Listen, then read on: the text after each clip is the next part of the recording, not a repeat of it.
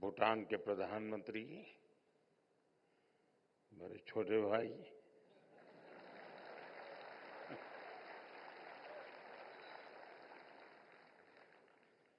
Fiji के deputy PM,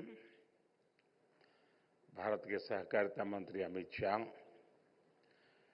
international cooperative alliance के president, United Nations के सभी प्रतिनिधिगण, दुनिया भर से यहाँ आए कोऑपरेटिव वर्ल्ड से जुड़े सभी साथी, देवी और सज्जनों,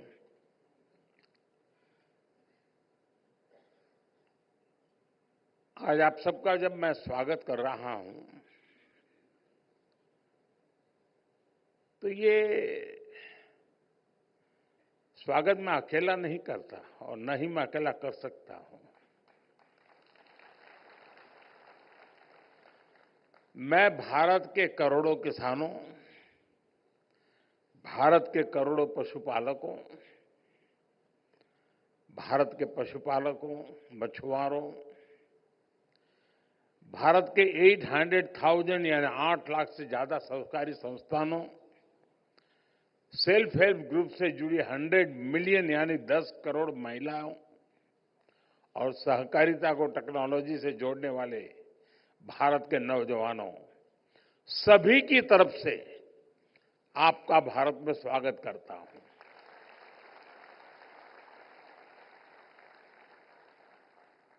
global conference of the international cooperative alliance का आयोजन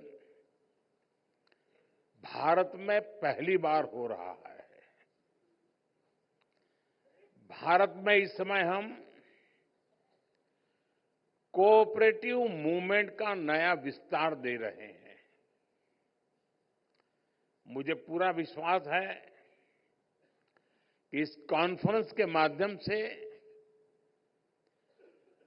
भारत की फ्यूचर कोऑपरेटिव जर्नी के लिए जरूरी इंसाइट मिलेगी और साथ ही भारत के अनुभवों से ग्लोबल कोऑपरेटिव मूवमेंट को भी 21st सेंचुरी के नए टूल्स मिलेंगे, नई स्पिरिट मिलेगी। मैं यूनाइटेड नेशंस को भी साल 2025 को इंटरनेशनल ईयर ऑफ कोऑपरेटिव्स घोषित करने के लिए बहुत बहुत बधाई देता हूं। साथियों, दुनिया के लिए कोऑपरेटिव्स एक मॉडल है, लेकिन भारत के लिए कोऑपरेटिव्स संस्कृति का आधार है, जीवन शैली है। हमारे वेदों ने कहा है, संगच्छध्वम संवदध्वम, यानी हम सब एक साथ चलें, एक जैसे बोल बोले। हमारे उपनिषदों ने कहा, सर्वे संतु सुखिनः, यानी सभी सुखी रहे। हमारी प्रार्थनाओं में भी सह अस्तित्व ही रहा है। संग और सह, ये भारतीय जीवन के मूल तत्व है। हमारे यहां फैमिली सिस्टम का भी यही आधार है और यही तो कोऑपरेटिव्स का भी मूल है। सहकार के इसी भाव के साथ भारतीय सभ्यता फली फूली है। साथियों, हमारे आजादी के आंदोलन को भी सहकारिता ने प्रेरित किया है। इससे आर्थिक सशक्तिकरण में तो मदद मिली, स्वतंत्रता सेनानियों को एक सामूहिक मंच भी मिला। महात्मा गांधी जी के ग्राम स्वराज ने सामुदायिक भागीदारी को फिर से नई ऊर्जा दी। उन्होंने खादी और ग्रामोद्योग जैसे क्षेत्रों में सहकारिता के माध्यम से एक नया आंदोलन खड़ा किया और आज खादी और ग्रामोद्योग को हमारी कोऑपरेटिव्स ने बड़े बड़े ब्रांड से भी आगे पहुंचा दिया है। आजादी के इसी दौर में सरदार पटेल ने भी किसानों को एकजुट किया, मिल्क कोऑपरेटिव के माध्यम से आजादी के आंदोलन को नई दिशा दी।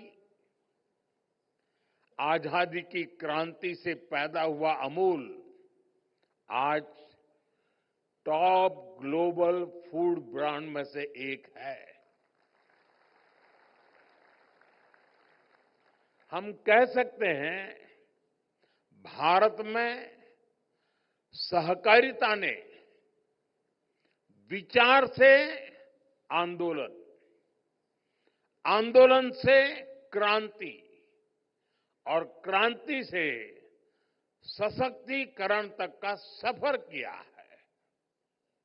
साथियों, आज भारत में हम सरकार और सहकार की शक्ति को एक साथ जोड़कर भारत को विकसित बनाने में जुटे हैं। हम सहकार से समृद्धि के मंत्र पर चल रहे हैं। भारत में आज 8 लाख यानी 800,000 सहकारी समितियां हैं। यानी दुनिया की हर चौथी सहकारी समिति आज भारत में है। और संख्या ही नहीं, इनका दायरा भी उतना ही विविध है, उतना ही व्यापक है। ग्रामीण भारत के करीब 98% हिस्से को कोऑपरेटिव्स कवर करती हैं। करीब 30 करोड़ 300 मिलियन लोग यानी दुनिया में हर 5 में से और भारत में हर 5 में से एक भारतीय सहकारिता सेक्टर से जुड़ा है। शुगर हो, फर्टिलाइजर्स हो, फिशरीज हो, मिल्क प्रोडक्शन हो, ऐसे अनेक सेक्टर्स में कोऑपरेटिव्स की बहुत बड़ी भूमिका है। बीते दशकों में भारत में अर्बन कोऑपरेटिव बैंकिंग और हाउसिंग कोऑपरेटिव्स का भी बहुत विस्तार हुआ है। आज भारत में लगभग 200,000 यानी 2 लाख हाउसिंग कोऑपरेटिव सोसाइटीज है। बीते सालों में हमने कोऑपरेटिव बैंकिंग सेक्टर को भी मजबूत बनाया है, उनमें रिफॉर्म्स लाए हैं। आज देश भर में करीब 12 लाख करोड़ रुपए 12 ट्रिलियन रुपीज कोऑपरेटिव बैंकों में जमा है। कोऑपरेटिव बैंकों को मजबूत करने के लिए, उन पर भरोसा बढ़ाने के लिए हमारी सरकार ने अनेक रिफॉर्म्स किए हैं। पहले ये bank reserve bank of India RBI के दायरे से बाहर थे। हम इनको आरबीआई के दायरे में लेकर आए। इन बैंकों में डिपॉजिट पर कवर के इंश्योरेंस को भी हमने प्रति डिपॉजिटर 5 लाख रुपए तक बढ़ाया। कोऑपरेटिव बैंकों में भी डिजिटल बैंकिंग को विस्तार दिया गया। इन प्रयासों से भारत सहकारी बैंक पहले से कहीं ज्यादा अधिक कॉम्पिटिटिव और ट्रांसपेरेंट हुए हैं। साथियों, भारत अपनी फ्यूचर ग्रोथ में कोऑपरेटिव्स का बहुत बड़ा रोल देखता है।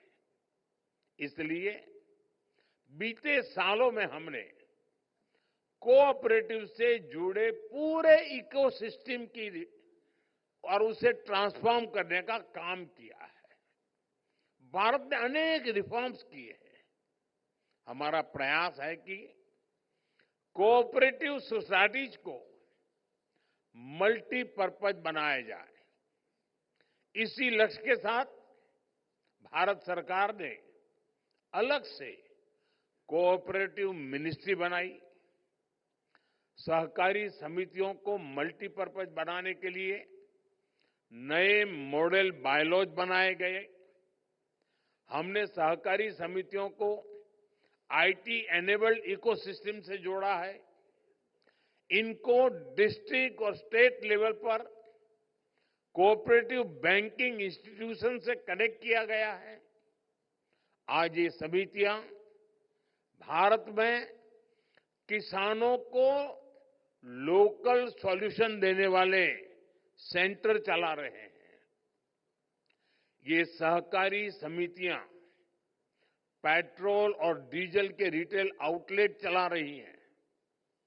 कई गांवों में ये कोऑपरेटिव सोसाइटीज वाटर मैनेजमेंट का काम भी देख रही है। कई गांवों में कोऑपरेटिव सोसाइटीज सोलर पैनल लगाने का काम कर रही है। वेस्ट टू एनर्जी के मंत्र के साथ आज कोऑपरेटिव सोसाइटीज गोबर धन स्कीम में भी मदद कर रही है। इतना ही नहीं, सहकारी समितियां अब कॉमन सर्विस सेंटर के तौर पर गांवों में डिजिटल सर्विसेज भी दे रही है। हमारी कोशिश यही है कि कोऑपरेटिव सोसाइटीज ज्यादा से ज्यादा मजबूत बने, इनके मेंबर्स की आय भी बढ़े। साथियों, अब हम 2 लाख ऐसे गांवों में मल्टीपर्पज सहकारी समितियों का गठन कर रहे हैं जहां अभी कोई समिति नहीं है। हम मैन्युफैक्चरिंग से लेकर सर्विस सेक्टर में कोऑपरेटिव का विस्तार कर रहे हैं। भारत आज कोऑपरेटिव सेक्टर में दुनिया की सबसे बड़ी ग्रेन स्टोरेज स्कीम पर काम कर रहा है। इस स्कीम को भी हमारे कोऑपरेटिव्स ही एग्जीक्यूट कर रहे हैं। इसके तहत पूरे भारत में ऐसे वेयरहाउस बनाए जा रहे हैं जिसमें किसान अपनी फसल रख सकेंगे।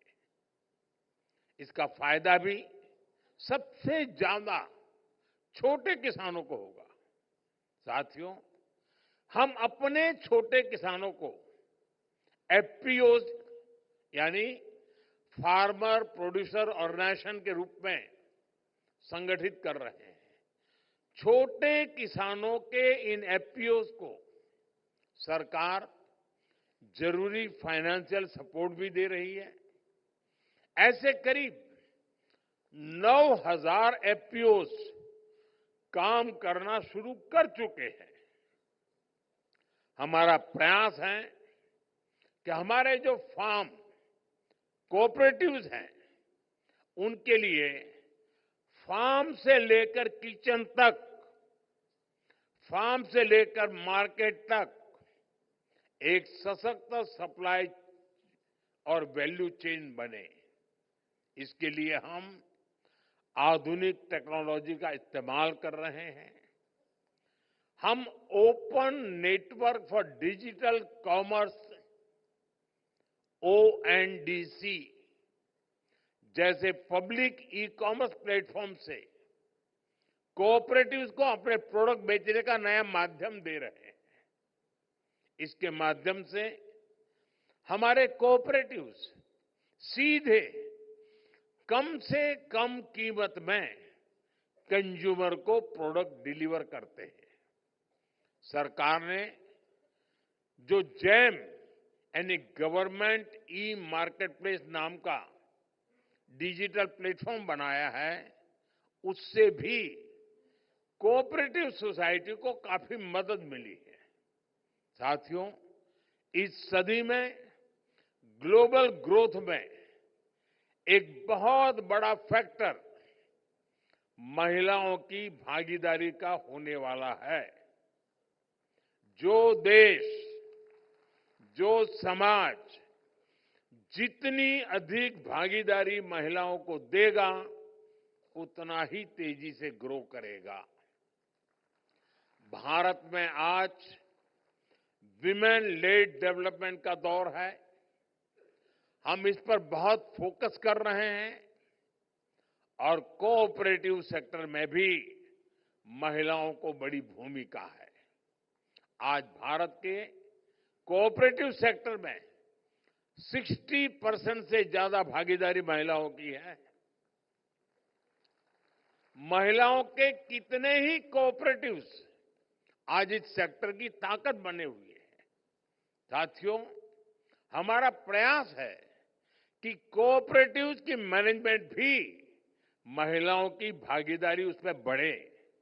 इसके लिए हमने multi state cooperative society act में संशोधन किया है।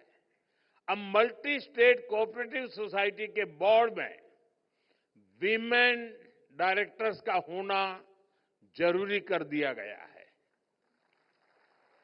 इतना ही नहीं, सोसाइटीज को और इंक्लूसिव बनाने के लिए वंचित वर्गों के लिए भी रिजर्वेशन की व्यवस्था की गई है। साथियों, आपने सेल्फ हेल्प ग्रुप्स के रूप में भारत के एक बहुत बड़े मूवमेंट के बारे में भी जरूर सुना होगा। विमेन पार्टिसिपेशन से विमेन एम्पावरमेंट का ये बहुत बड़ा आंदोलन है। आज भारत की 10 करोड़ यानी 100 मिलियन महिलाएं सेल्फ हेल्प ग्रुप्स की मेंबर्स हैं।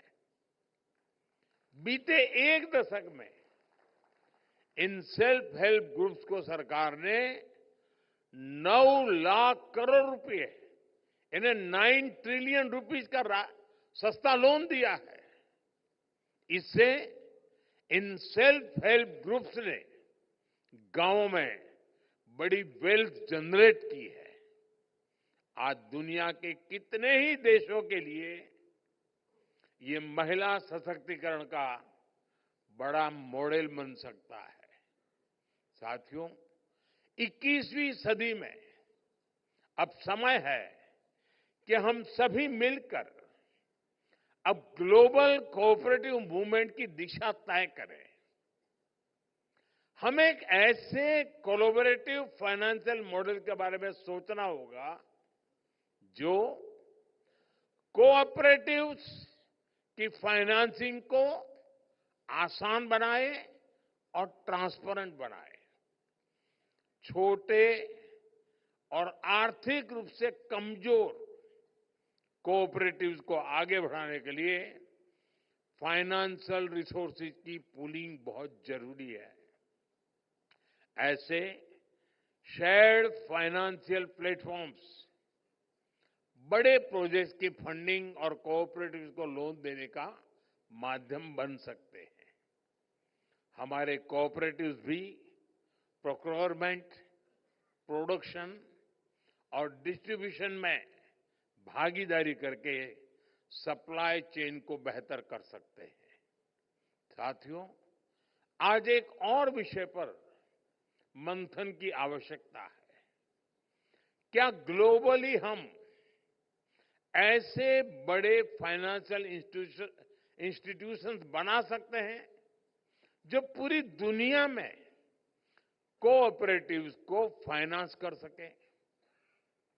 आईसीए अपनी जगह पर अपना रोल बखूबी निभा रहा है, लेकिन भविष्य में इससे भी आगे बढ़ना जरूरी है।